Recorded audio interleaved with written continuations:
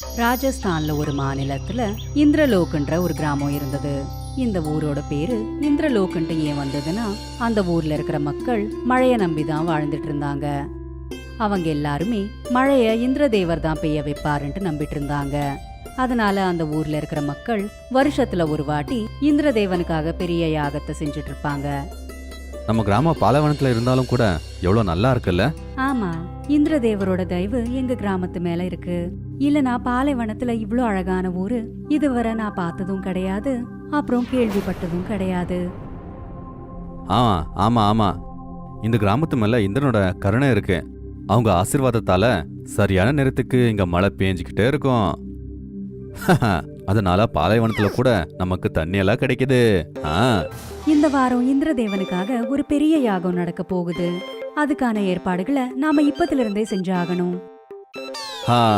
சரியா சொல்றேன், எல்லாத்தையும் சரியா பாத்துக்கணும். இன்னைக்கு அண்ணாவை கூட்டிக்கிட்டு வரேன், நான் ஏர்போர்ட் போறேன். அவங்க ஃபாரின்ல இருந்து இன்னைக்கு வராங்க, அதனால நான் வர முடியாது. பரவாயில்ல, நீங்க உங்க அண்ணனை கூட்டிட்டு வரதுக்காக போங்க, நான் இங்க எல்லாத்தையும் சமாளிச்சுக்கிறேன். சுரேஷ் தன்னோட பெரிய அண்ணனை கூட்டிட்டு வரதுக்காக ஏர்போர்ட்டுக்கு கிளம்பினான். இங்க சுப்ரியா யாகத்துக்கு தேவையான ஏற்பாடுகளை செஞ்சுட்டு இருந்தா. சுரேஷ் கொஞ்ச நேரத்துக்கு அப்புறம் தன்னோட அண்ணன் மகேஷ் ஏர்போர்ட்ல இருந்து கூட்டிக்கிட்டு இந்திரலோக்கு வந்து சேர்ந்துட்டான். மகேஷ் கிராமத்துக்கு வந்து ரொம்ப சந்தோஷப்பட்டான். அவனுக்கு இங்க ரொம்ப நல்ல காத்து, நல்ல தண்ணி, அப்புறம் திறந்த வானத்துக்கு அடியில வாழறது அவனுக்கு ரொம்ப பிடிச்சு போச்சு. என்னோட கிராமம் ரொம்ப அழகா இருக்கு, ஆனா நான் ஃபாரின்ல போய் ரொம்ப கஷ்டப்பட்டுக்கிட்டே இருக்கு. ஆனா உனக்கு ஃபாரின் எல்லாம் பிடிக்கலையா? அப்படியெல்லாம் இல்ல, அங்க ஆகாயம் இந்த அளவுக்கு கிளியரா இல்லப்பா. அங்க எங்க பார்த்தாலும் ஆகாயத்துல புகை மூட்டமா இருக்கும். ஃபேக்டரியிலேருந்து வர அந்த புகை, அப்புறம் வெஹிக்கிள்ஸோட புகை. அங்க குடிக்கிறதுக்கு நாம பாட்டில் தண்ணியை தான் வாங்கணும். ஆனா இங்க ஏர்ல குடிச்சா கூட ரொம்ப ஃப்ரெஷ்ஷான வாட்டரா குடிக்கலாம். அதுவும் சரிதான், நம்ம கிராமத்தோட அழகான ஊரு நான் எங்கேயும் பார்த்ததே இல்லப்பா. இன்னைக்கு எனக்கு அப்படிதான் தோணுது. எனக்கு இந்த கிராமத்தை விட்டு போறதுக்கு மனசே இல்லப்பா. இப்படி மகேஷும் சுரேஷும் ஒருத்தரோட ஒருத்தர் பேசிட்டு இருக்கும் போதே அவங்க கிட்ட சுப்ரியா வந்திருந்தா. வணக்கம் அண்ணன். வணக்கம், எப்படி இருக்கீங்க? நான் நல்லா இருக்கேன், நீங்க எப்படி இருக்கீங்க? நானும் நல்லா இருக்கேன். இங்க வந்ததும் எனக்கு இன்னும் புத்துணர்ச்சியா இருக்கு. சுப்ரியாவோட கையில ஒரு பேக் இருந்தது. அதுல யாகத்துக்கான பொருட்கள் இருந்தது. உன் கையில அது என்ன? அண்ணன், எங்க ஊர்ல எல்லா வருஷமும் இந்திரதேவனுக்காக ஒரு பெரிய யாகத்தையே செய்வோம்.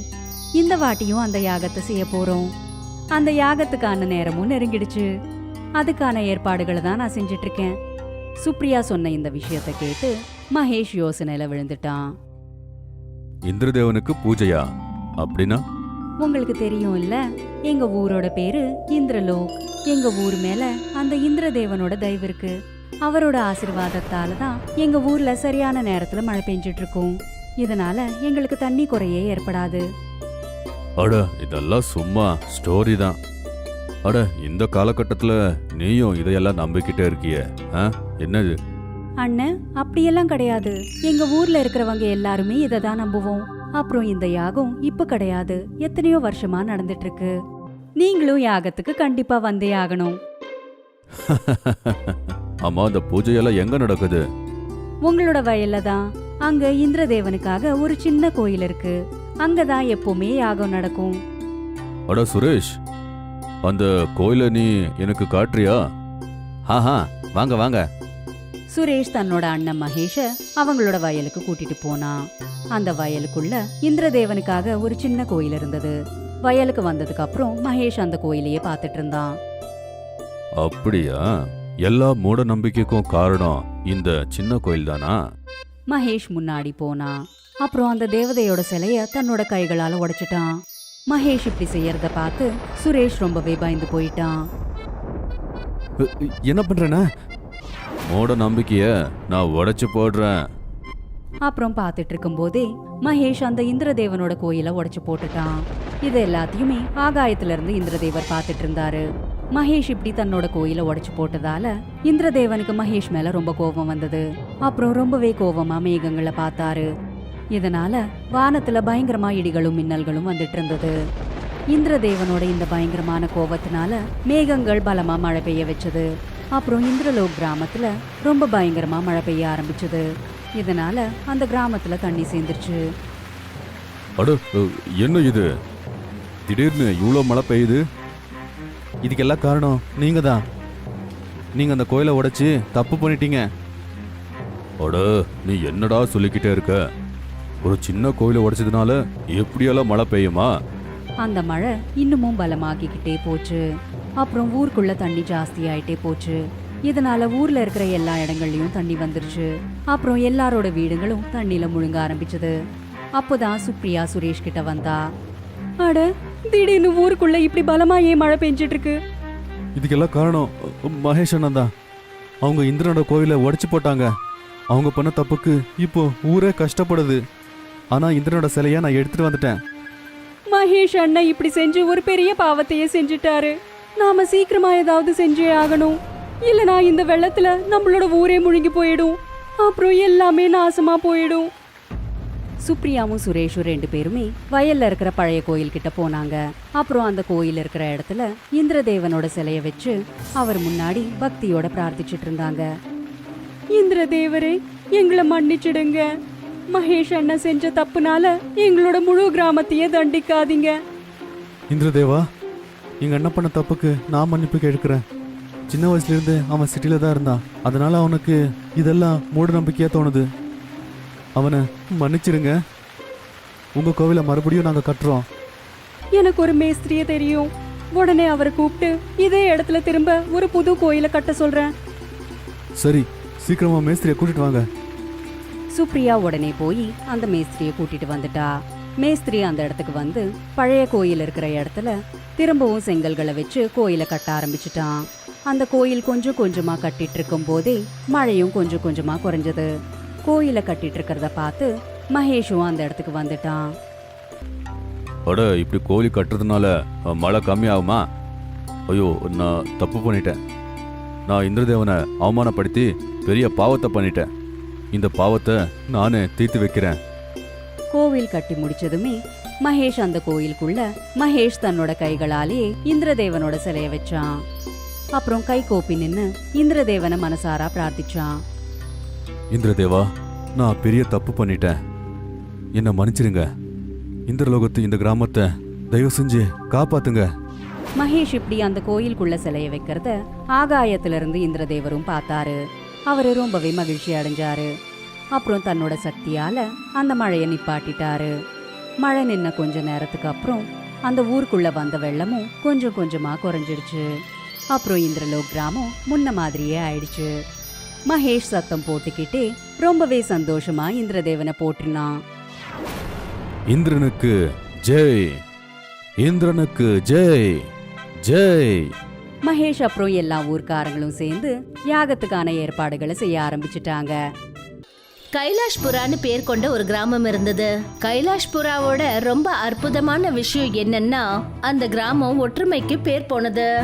மத்த கிராமங்கள் மத்த ஊரை சேர்ந்தவங்க எல்லாரும் கைலாஷ்புரா கிராமத்தோட ஒற்றுமைய பத்தி ரொம்ப பெருமையா பேசுவாங்க. ஆனா கொஞ்ச நாளா கைலாஷ்புரா கிராமத்தை சேர்ந்த ஜனங்க வறண்டு போனதுனாலயும் மழை இல்லாத காரணத்தினாலயும் ரொம்ப கவலையோட இருந்தாங்க.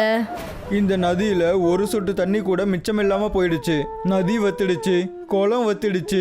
அப்புறம் அடி பம்புலையும் 3 மணி நேரம் அடிச்சாலும் ஒரு சொட்டு தண்ணி கூட வர மாட்டேங்குது.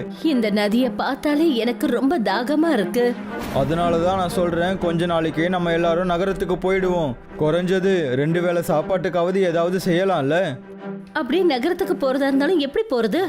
நம்ம கையில அந்த அளவுக்கு பணம் கிடையாதே. நகரம் என்ன இங்க ரொம்ப பக்கத்துலயா இருக்கு? மாட்டு வண்டி, ட்ரெயின், இந்த மாதிரி நிறைய வண்டிங்களோட வாடகைங்க கூட ரொம்பவே அதிகமாயிடுச்சு. நீயும் ரொம்ப சரியா தான் சொல்ற.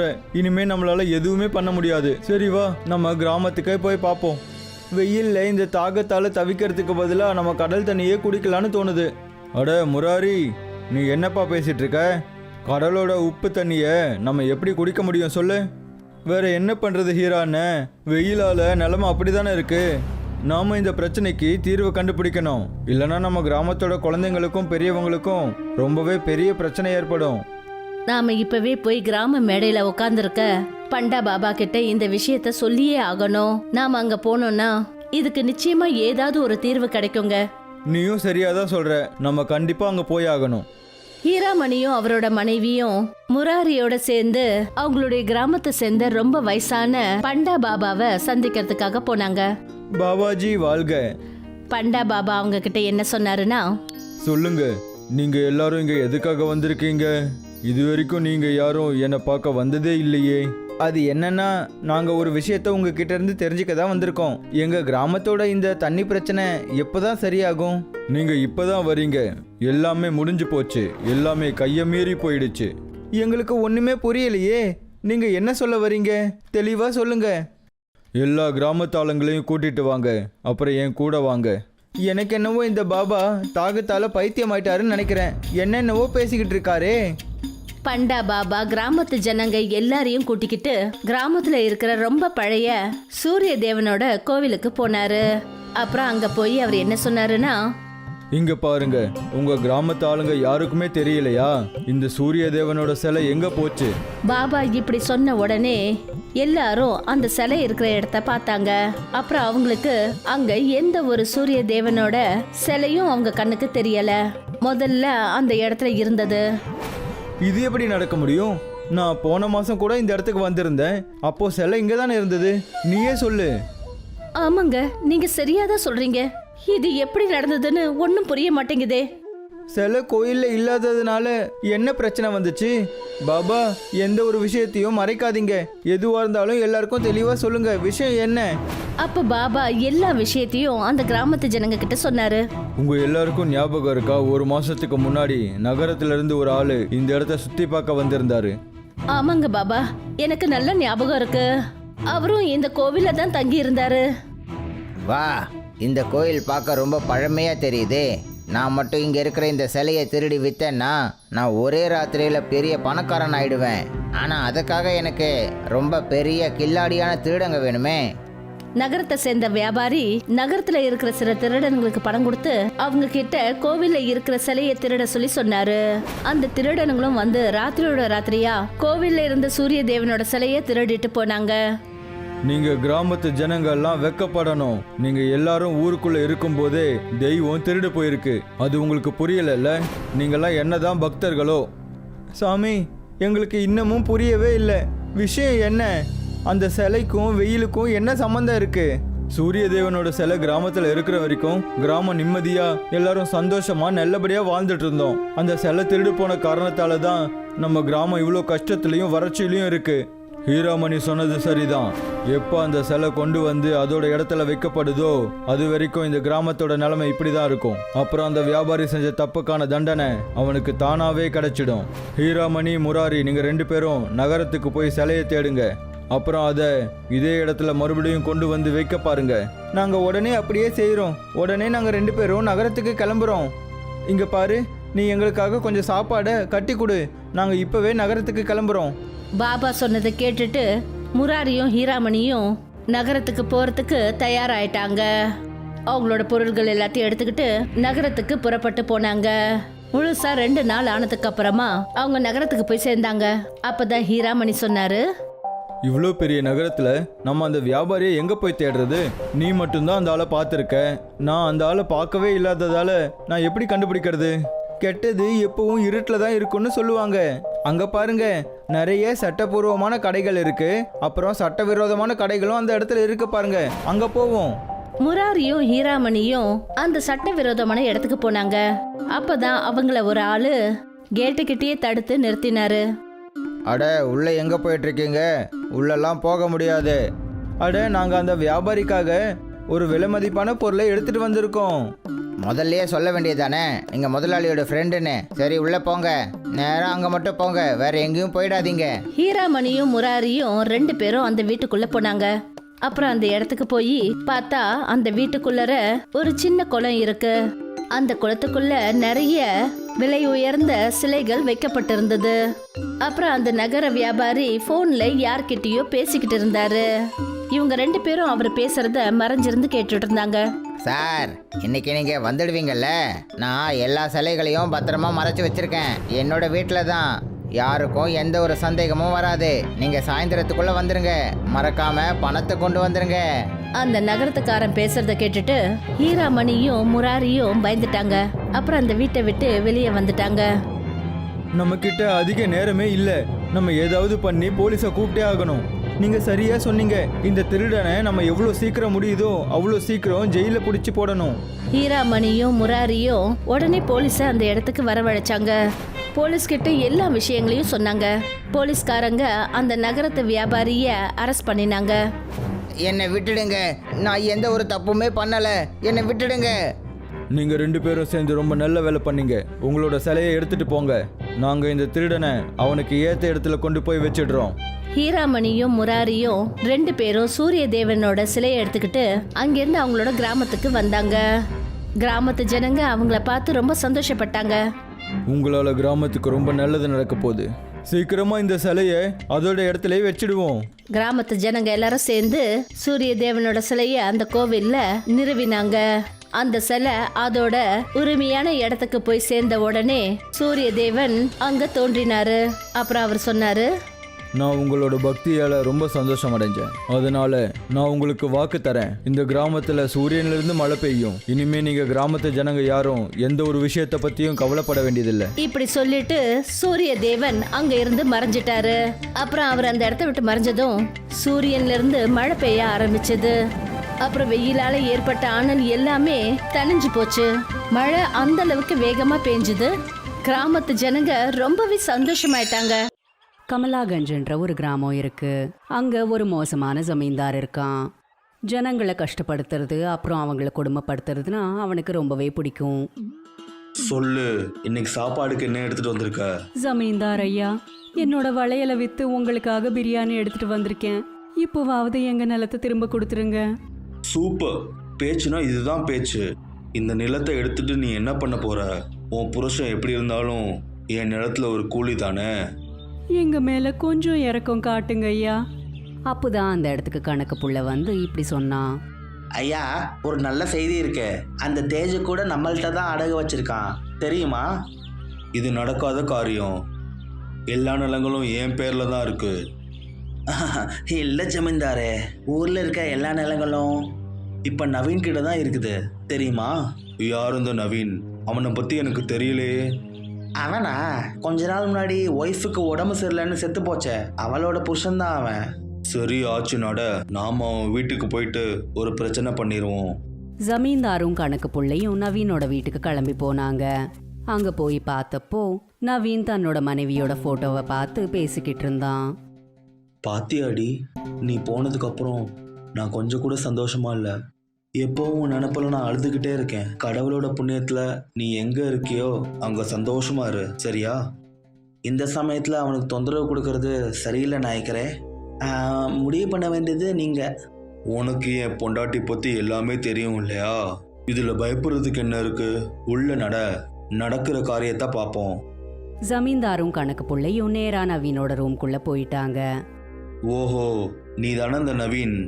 முன்னாடி ஒரு தடவை நீ தோட்டத்தில் உட்காந்துருக்கிறத நான் பார்த்துருக்கேன். ஆமாம், அங்கே நானும் என் பொண்டாட்டி காஜலும் பொழுதுபோக்கிட்டு இருந்தோம். சரி, நீ ஒரு வேலை பண்ணு.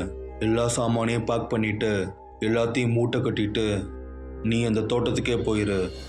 அந்த ஏரி பக்கத்தில் இருக்க உன் நிலத்தை என் பேருக்கு எழுதிரு. என்ன ஆனாலும் சரி, நான் அந்த நிலத்தை உன் பேருக்கு எழுதி தர மாட்டேன். உனக்கு எப்படி தோணுதோ அப்படியே பண்ணு மகனே. ஜமீன்தாரும் கணக்கு புள்ளையும் அந்த நேரத்துல எதுவும் பேசாம கிளம்பிட்டாங்க. அதுக்கப்புறம் ஜமீன்தார் ஒரு கிண்ணத்துல பாயசத்தை எடுத்துக்கிட்டு ஒரு ரகசிய அறைக்குள்ள போனான். அந்த அறைக்குள்ள அவனோட மனைவி இருந்தா. அவ ஒரு சூனியக்காரி. நீ வந்துட்டியா? பாயசத்தோட மனம் செம்மையா இருக்கு, எனக்கு தா. இப்போ நான் என்ன செய்யணும்ட்டு சொல்லு.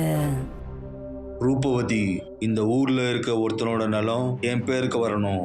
அந்த காரியத்தை பண்ணி முடிக்க உனக்கு காசு எடுத்துட்டு வந்திருக்கேன். அவன் பேரு நவீன். அவ்வளோதானா? இவ்ளோ சின்ன விஷயமா? பாயசத்தை இங்க வச்சுட்டு வாயை மூடிட்டு ஓடிடு, உன்னோட வேலை முடிஞ்சிடும். அந்த ரகசிய அறையோட கதவை மூடிட்டு ஜமீன்தார் ஓடிட்டான். அன்னைக்கு ராத்திரி ரூப்மதி நவீனோட வீட்டுக்கு சூனியக்காரி ஆட்டம் போனா. இன்னைக்கு நான் நல்லா வேலை செஞ்சிருக்கேன். எனக்கு இன்னைக்கு நல்லா தூக்கம் வரும். இவ்வளோ வேலை செஞ்சதுக்கப்புறம் நல்லாவே தூக்கம் வரணும். நவீன் தன்னோட கட்டில் மேல தூங்கறதுக்காக போனதுமே அவன் எதிரில் ரொம்பவே பயங்கரமான மூஞ்சியை கொண்ட ரூப்மதி நின்னுட்டு இருந்தா. யாரு நீனு? அம்மா அம்மா காப்பாத்துங்க. நீ உன் நிலத்தை எல்லாத்தையும் ஜமீன்தாரோட பேர்ல எழுதலனா நான் உன்னை ஏன் கூட கூட்டிட்டு போயிடுவேன். நீங்க என்ன எதுவும் பண்ணாதீங்க. என்னோட எல்லா நிலத்தையும் நான் ஜமீன்தாருக்கே எழுதி வச்சிடுறேன். தயவு செஞ்சு என்னை விட்டுருங்க. நவீன் ஓடிக்கிட்டே கணக்கு பிள்ளையோட வீட்டுக்கு போய் இப்படி சொன்னான். ஐயா ஐயா, எந்த பேப்பர்ல சைன் போடணும்னு சொல்லுங்க, எங்க சைன் போடணும்னு சொல்லுங்க. நீ ரொம்ப சீக்கிரம் வந்துட்டியே. எனக்கு உயிரோட இருந்தா போதும். நீங்க எஜமான்ட்ட சொல்லுங்க அது என்கிட்ட வரக்கூடாதுன்னு. நவீன் தன்னோட நிலங்களை எல்லாத்தையும் ஜமீன்தாரோட பேர்ல எழுதிட்டான். இந்த விஷயத்தை தெரிஞ்சுக்கிட்டு ஜமீன்தார் ரொம்பவே சந்தோஷமா இப்படி சொன்னான். இது ஆனது நல்லது. இனி இந்த ஊர்ல உள்ள எல்லா நிலமும் என்னோடது. ரூபவதி என் கூட இருக்க வரைக்கும் யாராலையும் என்னை நெருங்க முடியாது. ஆமா எஜமானே, இந்த ஊர்ல கண்ணு கெட்டுற தூரத்துல பாக்குற இடமெல்லாம் இனி உங்க இதுதான் எஜமா. ஒரு பக்கம் இவங்க 2 பேரும் சந்தோஷமா இருக்கும்போது இன்னொரு பக்கம் ஊருக்காரங்க எல்லாரும் ஒரு சபையை கூட்டினாங்க. இன்னும் எவ்வளோ நாளுன்னு இந்த ஜமீன்தாரோட கொடுமைகளை அனுபவிக்கணும். அவன் பொண்டாட்டி ரொம்ப ஆபத்தானவ. அவன் நம்ம மேல மாயமந்திரம் பண்ணிட்டா யாருமே உயிரோட இருக்க முடியாது. நம்மள்ட்ட கொஞ்சம் கொஞ்சம் இருக்கிறதும் எல்லாமே போயிடும். அதுக்குன்னு இப்படி எவ்வளோ நாளுன்னு இருக்கிறது? அப்போதான் அவங்க எல்லாரோட பார்வை நவீன் மேல பட்டது. அவன் தன்னோட மனைவியோட போட்டோவை கையில வச்சுக்கிட்டு தோட்டத்தை நோக்கி போயிட்டு இருந்தான். நவீன், இரு, எங்க போற? அந்த தாக்கூர் சாஹேபா எங்களை விட எல்லாத்தையும் உங்கள்ட்ட தான் வாங்கிட்டு இருக்கான். ஆனா நீ ஏன் இவ்வளவு அமைதியா இருக்க? நீ எப்போ பொங்கி எழ போற? அவங்க சொல்றதை எதையுமே கேட்டுக்காம நவீன் தன்னோட மனைவியோட போட்டோவை பிடிச்சிக்கிட்டு தோட்டத்துக்கு போயிட்டு இருந்தான். அப்புறம் அங்க போய் அந்த போட்டோவோட பேசிக்கிட்டு இருந்தான். நீ என் கூட இருந்திருந்தேன்னா நம்ம 2 பேர் சேர்ந்து தூரமா ஓடி போயிருக்கலாம். நவீன் அந்த போட்டோவை கீழே வச்சு அழ ஆரம்பிச்சிட்டான். அப்போதான் அந்த போட்டோல இருந்து ஒரு ஒளி வந்தது. அதுல இருந்து அவனோட மனைவி வந்தா. அதை பார்த்து ஊர்க்காரங்க எல்லாருமே ஷாக் ஆயிட்டாங்க. நீயா? நீ எப்படி இங்க வந்த? நான் பேசினதெல்லாம் நீ கேட்டியா? நான் நம்ம ஊர்க்காரங்களுக்கு நியாயத்தை செய்யறதுக்கும் அப்புறம் உனக்கு நிம்மதியை கொடுக்கறதுக்கும் வந்திருக்கேன். கடைசியில உனக்கு அந்த தாக்கூர் பண்ண அநியாயம் எல்லாம் தெரிஞ்சது இல்லையா? எனக்கு எப்படி தெரியாம இருக்கும்? நீ தான் என்கிட்ட எல்லாத்தையும் சொல்லிட்டு இருப்பியே. உன்னோடதும் அப்புறம் ஊர்க்காரங்களோட எல்லாரோட நிலங்களையும் அந்த ஜமீன்தார் அப்புறம் அந்த சூனியக்காரி கிட்ட இருந்து வாங்கிடலாம். பாக்யா இப்படி சொன்னதும் எல்லாருமே சேர்ந்து ஜமீன்தாரோட வீட்டுக்கு போனாங்க. ஏ தாக்கூர், இந்த ஊர்ல நீ பண்ண அநியாயம் எல்லாம் முடியற நேரம் வந்துருச்சு. வா, வெளியே வா. ஊர்க்காரங்களோட கோவத்தை பார்த்து கணக்கு புள்ள இப்படி சொன்னான். இந்த ஊர்க்காரங்கெல்லாம் ஒன்று சேர்ந்து கோவமா வந்திருக்காங்களே, ஏன் வந்திருக்காங்க? என்ன சொல்லிட்டு இருக்கிற நீ? நட, போய் பார்க்கலாம். அங்க போனதுக்கு அப்புறம் போட்டோல இருந்து வெளியில வந்திருக்கிற நவீனோட மனைவி பாக்யாவை அவங்க கூட நின்னுட்டு இருக்கிறத பார்த்தாங்க. நீ முன்னாடி போ, நான் என் ரூபவதியை கூட்டிட்டு வரேன். அதுக்கப்புறம் இந்த ஊர்ல நாம மட்டும் தான் இருப்போம். தாக்கூர் பண்றதுனா அநியாயம்னு எனக்கு முதலே தெரியும். அவர் பண்ண தப்புக்கெல்லாம் அவருக்கு பெரிய தண்டனை கிடைக்கும். கணக்கு புள்ளையும் ஊர்க்காரங்களும் பேசிக்கிட்டு இருக்கும் போதே அந்த இடத்துக்கு ஜமீன்தாரோட சூனியக்காரி மனைவி வந்துட்டா. அவ ஊர்க்காரங்க மேலேயும் பாக்யா மேலேயும் நெருப்பு மழையை பொழிய வச்சா. அந்த நெருப்போட சூட்டை தாங்க முடியாம ஊர்க்காரங்க எல்லாரும் ஓட ஆரம்பிச்சிட்டாங்க. நில்லுங்க, எல்லாரும் ஒரு இடத்துல நில்லுங்க. யாரும் எங்கேயுமே ஓட தேவையில்லை. நீங்க எல்லாருமே என்னோட சின்ன போட்டோ கிட்ட வந்து நில்லுங்க. பாக்யா எப்படிப்பட்ட மந்திரத்தை போட்டானா அவளோட அந்த சின்ன போட்டோ ஒரு பெரிய போட்டோவா மாறிடுச்சு. அப்புறம் அதுக்கடியில ஊர்க்காரங்க எல்லாரும் ஒளிஞ்சுக்கிட்டாங்க. அந்த பெரிய போட்டோ அவங்கள ஆகாயத்துல இருந்து வந்துட்டு இருக்கிற நெருப்புல இருந்து காப்பாத்திருச்சு. நான் உங்களுக்கு இப்ப பாடத்தை கத்து கொடுக்கறேன். இப்போ நீ என்ன செய்ய போற? பாக்யா தன்னோட மந்திரத்தால பாயச மழையை பொழிய வச்சா. அதை பார்த்ததுமே ரூப்மதிக்கு எச்சல் ஊறிடுச்சு. அவ உடனே கீழே வந்து அந்த பாயசத்தை சாப்பிட ஆரம்பிச்சிட்டா. இந்த ஒரு வாய்ப்பை பயன்படுத்திக்கிட்டு பாக்யா ரூப்மதியோட முடிய விட்டுட்டா. இல்ல இல்ல, நீ என்ன செஞ்சுட்ட என்னோட எல்லா தவத்தையும் பாடாக்கிட்ட.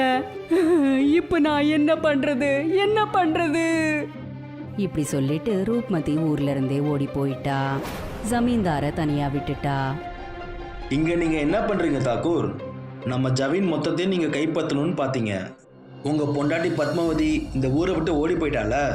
எல்லாரும் என்ன மன்னிச்சிருங்க. இந்த ஊர் மக்களுக்கு நான் ரொம்ப அநியாயம் பண்ணிட்டேன். தயவு செஞ்சு என்னை எல்லாரும் மன்னிச்சிருங்க. ஜமீன்தாரியும் கணக்கு புள்ளையும் ஊர்ல இருந்து விரட்டிட்டாங்க. ரூப்மதி திரும்ப வரவே இல்ல. அப்புறம் பாக்யா ஊர்க்காரங்களுக்கு நியாயத்தை செஞ்சு மறுபடியும் அந்த போட்டோக்குள்ள போயிட்டா.